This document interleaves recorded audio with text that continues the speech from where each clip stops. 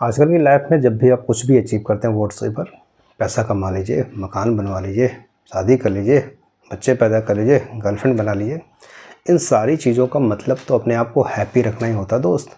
तो aim and purpose of the life होता है अपने आप को हैप्पी रखना। लेकिन आपको मालूम है, आपको हैप्पी रखने में सब केमिकल लोचा है, ब्रेन के कुछ हार्मोन होते हैं जो उसकी फंक्शनिंग करते हैं, जिसमें कुछ 4 मेजर हार्मोन्स के नाम आज को आपको बताएंगे। सबसे पहले नंबर पे है डोपामिन, दूसरे नंबर पे सेरोटोनिन, तीसरे नंबर पे ऑक्सीटोसिन और चौथे नंबर पे एंडोर्फिन। चलिए वन बाय वन करते हैं भाई। सबसे पहले हम लोग बात करेंगे डोपामिन की।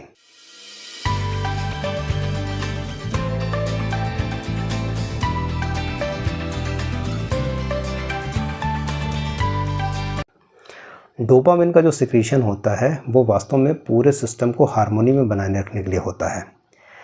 आप अपने को जब ब्लेस करना शुरू करते हैं, यानी आपने कोई टास्क कंप्लीट कर लिया, कोई चीज़ अचीव कर ली, और जो अचीवमेंट के बाद की जो खुशी होती है, ऐसे कंडीशन में डोपामिन रिलीज होता है, यानी happiness after the achievement of somethings.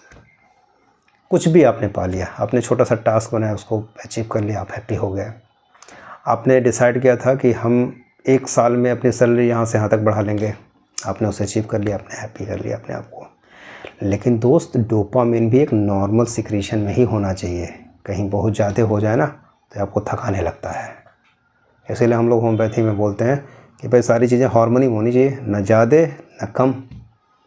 तो डोपामिन वास्तव में आपकी अचीवमेंट के बाद की जो हैप्पीनेस होती है उसको रेगुलेट करता है, लेकिन इसका हाइपर सिक्रीशन भी हैज़ार्ड पैदा करता है। दूसरे नंबर पे आते हैं सेरोटोनिन। सेरोटोनिन जब बॉडी में रिलीज होता है तो आपको एक फील गुड टाइप की फीलिंग करवाता है, अच्छा महसूस करवाता है। सेरोटोनिन के लेवल को बढ़ाने के लिए जो सबसे इम्पॉर्टेंट चीज़ रोल प्ले करती है वो आपकी नींद है। यदि आप साउंड स्लीप लेते हैं तो आपकी बॉडी में सेरोटोनिन का लेवल बढ़ता है, तो जो आपको एंजाइटी, डिप्रेशन और बाकी जितने भी इस तरह के साइकोलॉजिकल कंडीशन हैं उनसे अपने आपको बचाता है। तो रियल मायने में यदि आपके बॉडी में adequate amount of the serotonin release हो रहा है तो आपको कभी वो एंजाइटी, बाकी पल्पिटेशन या फिर स्लीपलेसनेस या फिर पैनिक डिसऑर्डर या फिर व्हाटसोएवर जो भी है उसकी तरफ नहीं जाने देगा। तीसरे नंबर पे सबसे इम्पॉर्टेंट हार्मोन ऑक्सीटोसिन होता है। एक चीज़ हमेशा ध्यान रखिएगा, आप जो इस एनवायरनमेंट से स्टिमुलस लेते हैं उस स्टिमुलस के रिस्पॉन्स में ही ये हार्मोन रिलीज होते हैं। जैसे जिस हार्मोन की मैं ऑक्सीटोसिन की बात कर रहा हूँ, ये एक जगह पिट्यूटरी में कलेक्ट होके तो पड़ा हुआ है, लेकिन वहाँ से रिलीज़ तभी होगा जब एक threshold amount of the stimulus आपको मिलेगा, जो मिल सकता है हग के फॉर्म में, जो मिल सकता है क्वालिटी टाइम अपने दोस्तों के साथ एक्सपेंड करने में, जो मिल सकता है लॉन्ग ड्राइव पे जाने पे, जो मिल सकता है किसी बहुत अपनेपन की फीलिंग वाले किसी बंदे से मिलके, जो हो सकता है अपने बच्चों को देख के हो सकता है, जो विज़न के थ्रू जो स्टिमुलस आपके पास जा रहा है, हो सकता कुछ अच्छी खबर आपको सुनने में मिल जाए उसकी वजह से। तो ये सारी चीज़ें ऑक्सीटोसिन को रेगुलेट करती हैं और ऑक्सीटोसिन को रेगुलेट करके आपको हैप्पी बनाती हैं। Last but not the least, endorphins.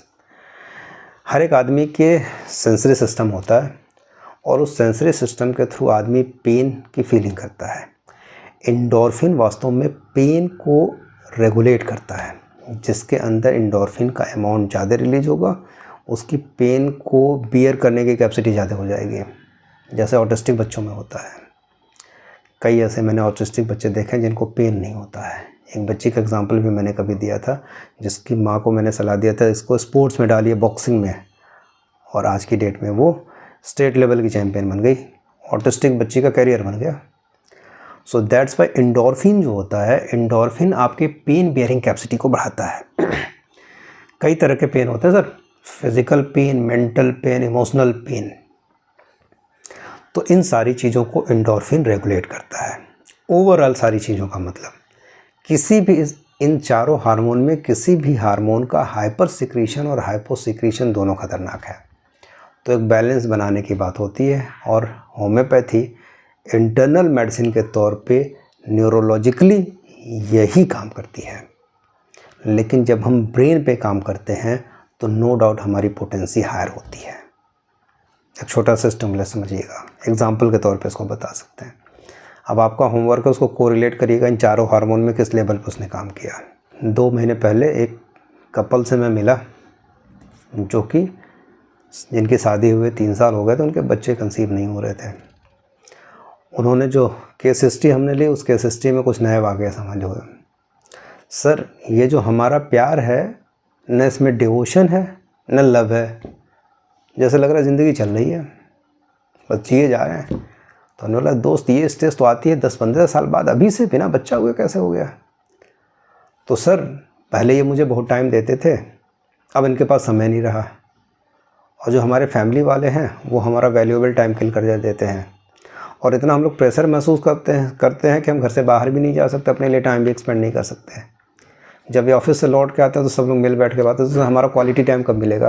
बस लेडी का कहना गलत तो नहीं था, लेकिन दोस्त बात तो सही है। ये तो उस आदमी को भी समझना चाहिए ना कि क्वालिटी टाइम की डिमांड जो फीमेल कर रही है वो गलत नहीं कर रही है, ठीक है भाई।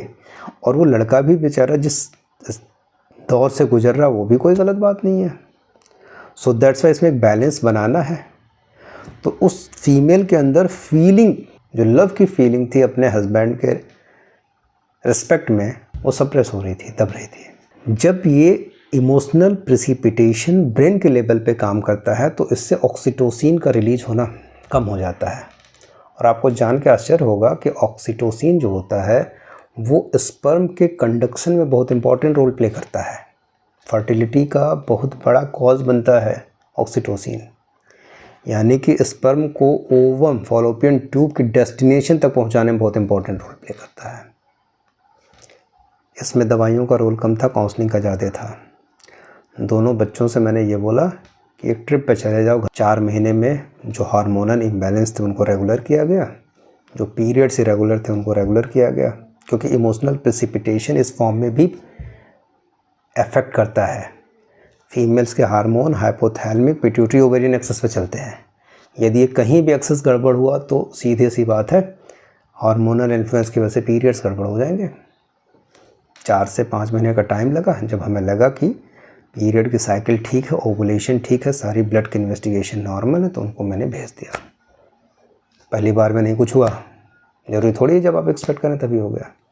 लेकिन दूसरी बार जब वो लोग विंटर्स में इस चीज़ की प्लानिंग की, then after then she conceived it. So that's why ये समझना बहुत इंपॉर्टेंट होता है कि वो छोटा सा इमोशनल प्रेसिपिटेशन आपके मेंटल लेवल पे क्या काम करेगा। होम्योपैथी बहुत डीपर साइंस ऑफ मेडिसिन है, आज की डेट में हमें भी पढ़ना पड़ता है, बहुत सी नई नई चीज़ें समझ में आती हैं। Thank you very much. Doctor Atul Kumar Singh Niramaya homeopathy से। अपने आप को खुश बनाए रखने के लिए दोस्तों को टाइम दीजिए और अपने लिए टाइम निकालिए।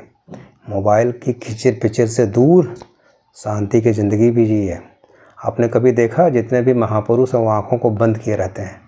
लॉर्ड बुद्धा, लॉर्ड शिवा, ठीक है भाई। आँखों को बंद करने से मन के चक्षु खुल जाते हैं और वो भी चीज़ें विजुलाइज होने लगती हैं जो नहीं होती हैं इन जनरल में। तो इस एंजाइटी, भागदौड़, मोबाइल और ये जो सोशल मीडिया, इसके दौर से थोड़ा सा ऊपर उठिए और इस वीडियो को अभी कभी बंद करिए, किसी अपने अच्छे दोस्त को याद करिए, उससे मिलने चले जाइए। Thank you very much. Doctor Atul Kumar Singh Niramaya homeopathy से।